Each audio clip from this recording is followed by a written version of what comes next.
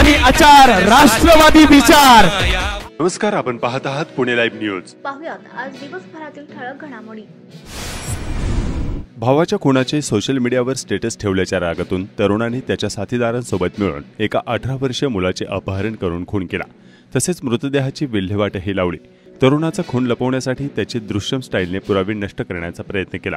तसेच चाकणजवळ रासेफाटा या ठिकाणी एकावर गोळीबार देखील केला। पोलिसांनी सर्व गुन्ह्यांची उकल करून आरोपींचे पितळ उघडे केले आहे। आदित्य युवराज भांगरे, वय वर्ष 18, राहणार भांगरे वस्ती, महाळुंगे, तालुका खेड असे अपहरण करून खून झालेल्या तरुणाचे नाव आहे। 18 मार्च रोजी खेड तालुक्यातील रासेफाटा या ठिकाणी मराठा हॉटेलमध्ये हॉटेल मालक स्वप्नील उर्फ सोप्या संजय शिंदे याच्यावर हॉटेलमध्ये घुसून काही जणांनी गोळीबार केला। या गुन्ह्यात पोलिसांनी सुरुवातीला अजय गायकवाड याला अटक केली। त्यानंतर तांत्रिक विश्लेषणाच्या आधारे पोलिसांनी अनोळखी आरोपीची ओळख पटवून अमर नामदेव शिंदे, वय वर्ष 25, राहणार कासार आंबोली, तालुका मुळशे याला 23 मार्च रोजी अटक करण्यात आली। त्या गुन्ह्यात मुख्य आरोपी राहुल पवार हा अद्याप फरार आहे। गोळीबाराच्या घटनेपूर्वी 16 मार्च रोजी आरोपीने आदित्य युवराज भांगरे, वय वर्ष 18, राहणार भांगरे वस्ती, महाळुंगे, तालुका खेड याचा खून केला आहे। राहुल पवार याचा भाऊ रितेश पवार याचा खून झाल्यानंतर त्याच्या खुनाचे छिन्नविछिन्न फोटो आदित्य भांगरे यांनी सोशल मीडियावर स्टेटसला ठेवले होते। त्याचा राग राहुल पवार याच्या डोक्यात होता। त्यावरून राहुल पवार याने 2 साथीदारांसोबत मिळून 16 मार्च रोजी आदित्य भांगरे यांचे कारमधून अपहरण केले। त्याला मारहाण करून वायरने गळा आवळून त्याचा कारमध्येच खून केला। आदित्य भांगरे याचा खून करून त्याचे पुरावे आरोपींनी नष्ट केले। तसेच आदित्यचा मोबाईल फोन गोवा येथे एका आरोपीसोबत पाठवला। त्यामुळे तांत्रिक विश्लेषणात आदित्य गोवा या ठिकाणी असल्याचं दिसत होतं। पोलिसांनी आरोपींनी आदित्यचे जिथून अपहरण केले तिथले सीसीटीव्ही फुटेज प्राप्त करून आरोपी ज्या मार्गाने गेले त्याचा माग काढला। आरोपींनी आदित्य भांगरे याला गाडीतच ठार मारून त्याचा मृतदेह महाराष्ट्र गुजरात सीमेवर असलेल्या वेलवाड गुजरात या ठिकाणी एका जंगल परिसरात जाळले होते। आदित्यच्या बेपत्ता झाल्याची तक्रार महाळुंगे एमआयडीसी पोलीस ठाण्यात दाखल होते। पोलिसांनी वेलवाडा येथून अर्धवट जळालेला मृतदेह ताब्यात घेतला आहे। मृतदेह ओळख पटवण्याच्या अवस्थेत नसल्याने त्याची डीएनए तपासणी करून ओळख पटवली जाणार असल्याचं पोलिसांनी सांगितलं आहे। शिवाजी दादा आढळराव पाटील साहेबांचा राष्ट्रवादी काँग्रेस पक्षामध्ये जाहीर प्रवेश होतोय। शिवसेनेचे शिरूर लोकसभा मतदारसंघाचे माजी खासदार शिवाजीराव आढळराव पाटील यांनी मंगळवारी दिनांक 26 मार्च 2024 रोजी राष्ट्रवादी काँग्रेसमध्ये अजित पवार गटात प्रवेश केला। शिरूर मतदारसंघातील मंचर येथील शिवगिरी मंगल कार्यालयात उपमुख्यमंत्री तथा राष्ट्रवादीचे सर्वेसर्वा अजित पवार यांच्या उपस्थितीत हा पक्षप्रवेश सोहळा पार पडला। यावेळी राज्याचे सहकार मंत्री दिलीप वळसे पाटील, खेडचे आमदार दिलीप मोहिते पाटील देखील उपस्थित होते। शिवाजीरावांच्या पक्षप्रवेशावेळी त्यांच्या शेकडो समर्थक कार्यकर्त्यांनी देखील राष्ट्रवादी काँग्रेसमध्ये प्रवेश केला। यावेळी उपमुख्यमंत्री अजित पवार, माजी खासदार शिवाजीराव आढळराव पाटील यांनी खासदार अमोल कोल्हे यांच्यावर सडकून टीका केली। संभाजीराजेंची भूमिका केल्याचे सांगता पण नथुरामाची भूमिका केल्याचे पण सांगा अशा शब्दात अजित पवारांनी कोल्हे यांचा समाचार घेताना आढळराव पाटील यांना लोकसभेला निवडून देण्याचं आवाहन केलं। आढळराव यांनी देखील अमोल कोल्हे यांच्यावर जोरदार टीका केली। पण हे संसदरत्न पुरस्कार बोगस असतात, खासगी कंपन्या असले पुरस्कार देतात अशा शब्दात आढळराव यांनी कोल्हे यांच्यावर टीका केली। आढळराव यांच्यासोबत अनेक कार्यकर्त्यांनी शिवसेना शिंदे गटातून राष्ट्रवादी अजित पवार गटात प्रवेश केले। खेड तालुक्यातील शिवसेना शिंदे गटाचे जिल्हा संघटक अशोक भुजबळ, चाकणच्या माजी नगराध्यक्षा पूजा कड चांदेरे, प्रकाश वाडेकर आदी अनेक प्रमुख पदाधिकारी देखील राष्ट्रवादीमध्ये गेले आहेत। खेड तालुक्यातील आढळराव पाटील यांचे खडे समर्थक मानले जाणारे अनेक जण अद्यापही शिवसेना शिंदे गटातच असल्याचं आज स्पष्ट झालं आहे। स्वाभिमानी आचार, राष्ट्रवादी विचार। आज आता बरोबर 40व्या दिवशी मतदान आहे आपलं। त्याच्या आधी 7 दिवस 6 दिवस बारामती लोकसभा मतदारसंघाचं मतदान आहे। पण माझ्या शिरूर, माझ्या मावळ आणि माझ्या पुणे या 3 लोकसभा मतदारसंघाचं मतदान हे 13 तारखेला आहे। 40 दिवस राहिलेले। शिवाजीरावांना निवडणुकीची माहिती आहे, अनुभव आहे, त्यांनी त्याच्याबद्दलची पार्श्वभूमी सांगितली। दिलीपरावांना आहे, तुम्हाला आम्हाला सगळ्यांना आहे। निवडणुका आपल्याला नवीन नाही।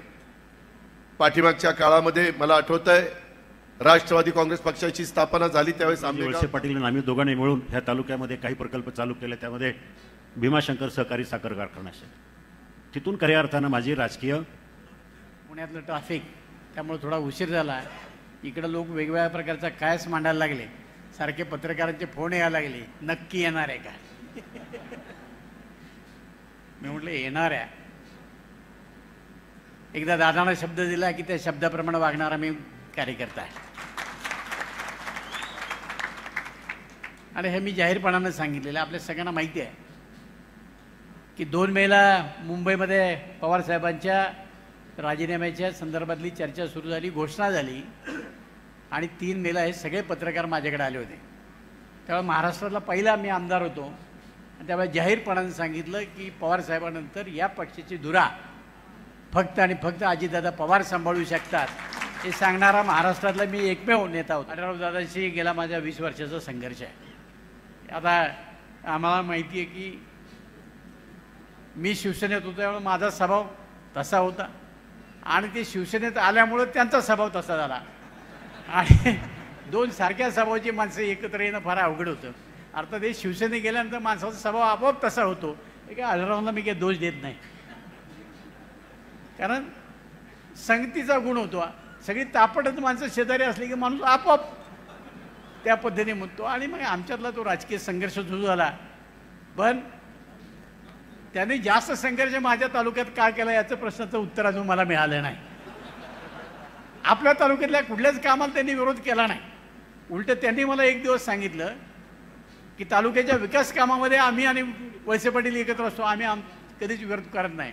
मग मी त्यांना विचारलं मग माझ्या तालुक्यात असं काय घडलं की तुम्ही तिथे विरोध करताय.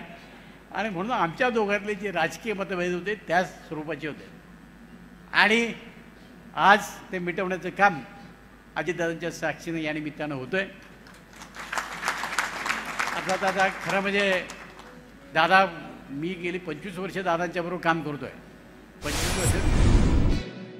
जुन्या जमिनीच्या वादातून 5 जणांनी लोखंडी रॉडने आणि लाथाबुक्क्यांनी मारहाण करत गंभीर जखमी केले आहे. ही घटना सोमवारी दिनांक 25 मार्च 2024 रोजी मरकळ तालुका खेड या ठिकाणी घडली. या प्रकरणी संतोष शिवराम लोखंडे वय वर्ष 50 राहणार मरकळ तालुका खेड यांनी आळंदी पोलीस ठाण्यात फिर्याद दिली आहे. यावरून उमेश नारायण लोखंडे, महेश नारायण लोखंडे, किरण लोखंडे, योगीराज उत्तम लोखंडे, प्रशांत लोखंडे यांच्यावर गुन्हा दाखल करण्यात आला आहे. आळंदी पोलिसांनी गुन्हा दाखल केला असून पोलीस पुढील तपास करत आहेत. भाजीपाला आणण्यासाठी जात असलेल्या कामगाराला रस्त्यात अडवून त्याला पिस्तुलाचा धाक दाखवत लुटण्यात आलाय. ही घटना खालुंब्रे तालुका खेड या ठिकाणी घडली होती. या प्रकरणी दोघांना महाळुंगे MIDC पोलिसांनी अटक केली आहे. निखिल नंदू बोत्रे राहणार खालुंब्रे तालुका खेड जिल्हा पुणे, प्रशांत उर्फ बबन धर्मा लांडगे राहणार खराबवाडी तालुका खेड जिल्हा पुणे अशी अटक केलेल्या आरोपींची नावे आहेत. या गुन्ह्यातील दोन्ही आरोपींना महाळुंगे MIDC पोलिसांनी अटक केली आहे. त्यांच्याकडून एक देशी पिस्तूल आणि 3 काडतुसे आणि 1500 रुपये रोख रक्कम जप्त करण्यात आली आहे. तर महाळुंगे पोलीस याबाबतचा अधिक तपास करत आहेत. मालवाहू टेम्पो शिक्रापूर बाजूकडून चाकणकडे येत असताना खेड तालुक्यातील भोसे गावात गुणगळ बस्ती ते पिंगळे बस्ती जवळ सकाळी 9:30 वाजता टायर फुटून अपघातग्रस्त झाला आहे. सुदैवाने यामध्ये कोणतीही जीवितहानी झाली नाही. शिवसेना नेते शिवाजीराव आढळराव पाटील यांनी आज मंगळवारी 26 मार्च 2024 रोजी अखेर राष्ट्रवादी काँग्रेस पक्षात प्रवेश केला आहे. उपमुख्यमंत्री अजित पवार यांच्या उपस्थितीत आढळराव पाटील यांनी राष्ट्रवादीचं घड्याळ हाती घेतलंय. गेल्या लोकसभा निवडणुकीत अमोल कोल्हे यांनी आढळराव पाटील यांचा पराभव केला होता. त्यानंतर आगामी निवडणुकीत पुन्हा अमोल कोल्हे विरुद्ध शिवाजीराव आढळराव पाटील अशी लढत आता पाहायला मिळणार आहे.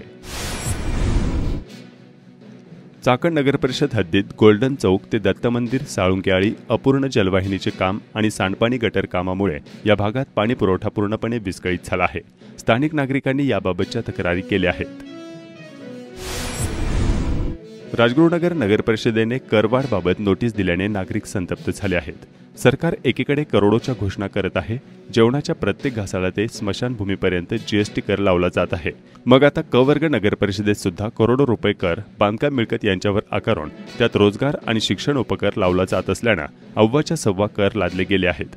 याबाबत सत्ताधारी लोक बोलत नाहीत अशी भावना संतप्त राजगुरुनगरकर यांनी व्यक्त केली आहे. गेल्या अनेक दिवसापासून राजगुरू शहरामध्ये मोठ्या प्रमाणात कुजबूज चालू आहे की राजगुरुनगर परिषदेने कर आकारणी केलेली आहे. परंतु यावर कोणीही राजकारणी किंवा या शहरातील कोणताही पुढारी असेल किंवा कोणताही राजकारणी असेल यावर बोलायला मागत नाही. कारण की या राजगुरू शहरामध्ये जे काही कोणी पुढारी असतील किंवा राजकारणी असतील त्यांचे भ्रष्टाचाराने हात या नगर परिषदेमध्ये माखलेले आहे किंवा बरवटलेले आहे किंवा त्यांच्या या ठिकाणी अनेक अधिकाऱ्यांबरोबर लागेबाधी संबंध आहे. म्हणून या ठिकाणी जर राजगुरू कोणताही ज्यावेळेस अन्याय होतो त्यावेळेस ते पुढारी बोलत नाही. कारण की त्यांचे टक्केवारीमध्ये हात गुंतलेले आहे. या ठिकाणी जी काही सरकारने कर योजना लागू केलेली आहे ती खऱ्या अर्थाने या सरकारने आपल्या राजगुरू नगर परिषदेमध्ये हा टोल नाका चालू केलेला आहे आणि या टोल नाक्याच्या माध्यमातून राजगुरूवर वासियांवर 11 कोटीचा कर लादलेला आहे आणि तो वसूल करण्याचं काम आणि भविष्यात ही राजगुरुनगर नगरपालिका करणार आहे। तरी माझी या राजगुरुनगरला नगर परिषदेला आणि या सरकारला कळकळीची विनंती आहे की जे काय तुम्ही महाशिक्षण कर किंवा रोजगार हमी योजना कर लावलेला आहे, या ठिकाणी सर्व शाळा जिल्हा परिषदेकडे असल्यानंतर सुद्धा तुम्ही असताना सुद्धा तुम्ही शिक्षण सारखं 8,000 रुपये कर मोठ्या प्रमाणात लादलेला आहे, त्याचप्रमाणे रोजगार कर लादलेला आहे। तुम्ही जो काही या ठिकाणी गणकचरा जो काही कर आकारलेला आहे, या ठिकाणी राजगुरू शहर म्हणून संबंध जिल्ह्यामध्ये एक क्रांतिकारकांची ओळख आहे, परंतु आता या ठिकाणी भ्रष्टाचार फक्त याच्या माध्यमातून राजगुरू पालिकेचं नाव या जिल्ह्यामध्ये पोहोचले आहे। नमस्कार, मी प्रकाश पाचरणे आज नगर परिषदेच्या कार्यालयामध्ये आलेलो आहे। त्या नगर परिषदेच्या कार्यालयामध्ये परिस्थिती अति भयानक आहे की त्यांनी जी आकारणी केलेली आहे ही आकारणी म्हणजे की इंग्रजांच्या काळात जशी पहिले जुजबी आकारणी लागत होती त्या पद्धतीने आकारणी केली आहे। त्यांचं संकलन कराच्या उपभोक्ता कर त्यांनी 47% लावलेला आहे। आम्ही तिथे टक्केवारी काढलेली आहे आणि शासनाचं परिपत्रक सांगते त्यांच्या नियमानुसार त्याच्यात फक्त 10 ते 15% लावण्यात यावं नसून त्यांचाच परिपत्रक आहे। त्या परिपत्रकाप्रमाणे हे बघा, उपभोक्ता कर घनकचरा निर्मिती 100 किलो मागे फक्त 15 रुपये घराला आणि शॉप दुकाने दवाखान्याला 30 रुपये त्यांनी ते उपभोक्ता कर 47% लावलेला आहे। म्हणजेच 985 रुपयाला 460 रुपये फक्त उपभोक्ता कर लावलेला आहे। हा बेकायदेशीर आणि चुकीचा आहे। हा जाणून बुजून हा 47% पट लावलेला आहे। म्हणजे त्यांनी शासनाचं पण अवमान केलं आहे, त्यांना नगरपालिकेला दिलेल्या DRचं पण त्यांनी अवमान केलं आहे। अशा पद्धतीने त्यांनी दुसरी गोष्ट महाशिक्षण कर आपल्या नगर परिषदेला काही शाळा उपलब्ध नाही आणि तो शिक्षण कर किती टक्के लावलेला आहे? 9%, काही ठिकाणी 15% असे, म्हणजे त्याच्यात समानता नाही। त्याच्यात आम्हाला आमचं म्हणणं असं आहे की जो लावायचा शासनाने ठरवून दिलेला आहे त्या पद्धतीने तुम्ही तो योग्य लावा। तुम्ही जाणून बुजून हे कर वाढ करता, दुप्पट लावता, मग कमी करायची वेगळी पद्धत बोलता आणि मेजरमेंट घेताना त्यांनी इतकी मोठी चुका केलेल्या आहेत की 10 बाय 15चा गाळा आहे तर त्याला 120 फुटाचं मार्किंग दिलेलं आहे। आता नगर परिषदेने जी कर आकारणी नोटीस केलेली आहे त्याच्यात कोणती शहानिशा न करता भोंगळ कारभार निवळ नगर परिषदेचा चाललेला आहे। त्याच्यात गाळाची प्रत्यक्ष जागेवरती जाऊन कोणती शहानिशा न करून त्यांच्या मनाला वाटेल तेवढ्या टक्केवारीवरती हे कर लावलेला आहे। आज 10वीच्या बोर्डाचा शेवटचा पेपर संपला। परीक्षेच्या तणावात असलेल्या विद्यार्थ्यांनी सुटकेचा निश्वास सोडला आहे। परीक्षा संपल्याने विद्यार्थी तणावमुक्त दिसत होते। शिरूर लोकसभा मतदारसंघातील खेड विधानसभा मतदारसंघात निवडणुकीची तयारी पूर्ण झाल्याची माहिती निवडणूक निर्णय अधिकारी तथा प्रांत जोगेंद्र कट्यारे यांनी दिली। खेड आळंदी विधानसभा मतदारसंघात 385 मतदान केंद्रातील मतदारांसाठी आवश्यक त्या सर्व सुविधांची तयारी करण्यात आली असून 1848 कर्मचाऱ्यांची नियुक्ती करण्यात आली आहे। 3,45,035 एकूण मतदारांपैकी 1,79,013 पुरुष तर 1,66,015 महिला आणि 7 इतर मतदार असल्याची माहिती सहाय्यक निवडणूक निर्णय अधिकारी तथा तहसीलदार प्रशांत बेडसे यांनी दिली। भोसे गावातील प्राथमिक शाळेजवळ हायवेलगतच पडलेल्या खड्ड्यामुळे प्रवासी आणि विद्यार्थ्यांचे आणि नागरिकांचे हाल होत आहेत। या खड्ड्यामुळे अपघात होऊन जीवितहानी होण्याची शक्यता आहे।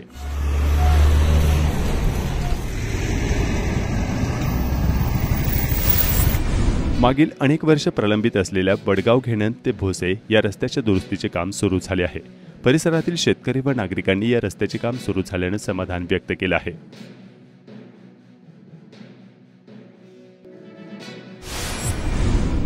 वाकी तालुका खेड या ठिकाणी भामा नदीत पोहण्यासाठी गेल्यानंतर बेपत्ता झालेल्या 18 वर्षीय भगतसिंग राजपूत याचा मृतदेह दुसऱ्या दिवशी मंगळवारी 26 मार्च 2024 रोजी पाण्यात मिळून आला आहे। उन्हाळ्यात पाण्यात बुडून होणाऱ्या अशा घटनांना आळा बसावा म्हणून प्रशासनाने उपाययोजना आणि मदत कार्यासाठी पथके निर्माण करण्याची मागणी होत आहे। होतं की नगर परिषदेने सगळ्यात पहिले जाळी कंपाऊंड करायला पाहिजे जेणेकरून कोणी खाली जाता कामा नये। आणि असंच आमच्या ज्यावेळेस आम्ही ग्रामपंचायतला होतो 95 पासून असताना नगर परिषदेच्या अगोदर तर इथं आम्ही कायमस्वरूपी 2 कर्मचारी नियुक्ती केली होती की नदीत कुणाला गोधडी धुवायला जाऊन देत होते किंवा ना कुणाला पोहण्यासाठी काही मज्जाव करायची। तर त्या काळात ह्या दुर्घटना फार कमी प्रमाणात झाल्या, पण गेल्या 5-6 वर्षात कमीत कमी 10 ते 20 लोकांचा मृत्यू ह्याच ठिकाणी झालेला आहे। त्यासाठी माझी नगर परिषदेला एक विनंती आहे की त्यांनी लवकरात लवकर इथं एक जाळीचं कुंपण घालावं जेणेकरून नदीपात्रात कोणाला जाता येणार नाही याची नगर परिषदेने काळजी घ्यावी। काल जी दुर्घटना झाली त्याच्याबद्दल असं आहे की प्रशासकीय जर पोलीस सोडले तर ना नगर परिषदचे ना तहसीलचे कुणीही इथं डोकं आलेलं नाही. अपोत्या टीम आलती, पण टीमचे बी मार्गदर्शन करायला कोणी नव्हतं ना. शासकीय इथं नगर परिषदचं कोणतरी पाहिलं होतं. नगर परिषद एवढे कर्मचारी त्यांनी कोणतरी इथं पाठवाय पण होता की त्यांच्या ताब्यात बंधारा आहे, तर त्यांनी पाठवाय पण होतं की आपण इथं चाकण गावाला पाण्यासाठी उपयोग करतोय. तर नगर परिषद इथं कर्मचारी पाहिजे होते कोणतरी. आणि असं आहे की काल पुण्याला ही बातमी दिली ती की असा तरुण एक बुडालेला आहे. तर ती बातमी चाकणमध्ये कळली नाही असं म्हणता येणार नाही. त्याच्यामुळं नगर परिषदेने त्याची बातमीची दखल घेऊन इथे त्यांचे कर्मचारी पाठवायला पाहिजे होते. पंतप्रधान नरेंद्र मोदी यांच्या विरोधात व्हिडिओ तयार करून त्याचे प्रसारण करणाऱ्यांवर गुन्हा दाखल करावा अशी मागणी पोलीस उपअधीक्षक खेड राजगुरुनगर यांच्याकडे निवेदनाद्वारे करण्यात आली आहे. खरपुडी तालुका खेड येथील भीमा नदीवरील बंधाऱ्यातील पाणीसाठा झपाट्याने कमी होत आहे. चासकमान धरणातून पाणी सोडावे अशी मागणी शेतकऱ्यांनी केली आहे. चासकमान धरणात 35% पाणीसाठा शिल्लक असून उन्हाळ्याचे अजून 2 महिने शिल्लक आहेत. मग पाणी मिळेल का नाही या चिंतेत शेतकरी आहेत. गेल्या 15 दिवसापासून भीमा नदी पात्रामध्ये पाण्याचा शुकशुकाट झालेला आहे. नदी पात्र संपूर्ण कोरडं पडलेलं आहे. तरी चासकमान धरणामधून पाणी सोडण्यात यावं अशी आमची सर्व शेतकऱ्यांची कळकळीची विनंती आहे. प्रशासनाला विनंती आहे, चासकमान धरणामधून शेतकरी जगवण्यासाठी किमान आपण काहीतरी थोडंफार प्रयत्न केले तर आमचा बळीराजा त्या ठिकाणी आज जगू शकेल. अन्यथा शेतकऱ्यांवर फाशी घेण्याची वेळ येईल.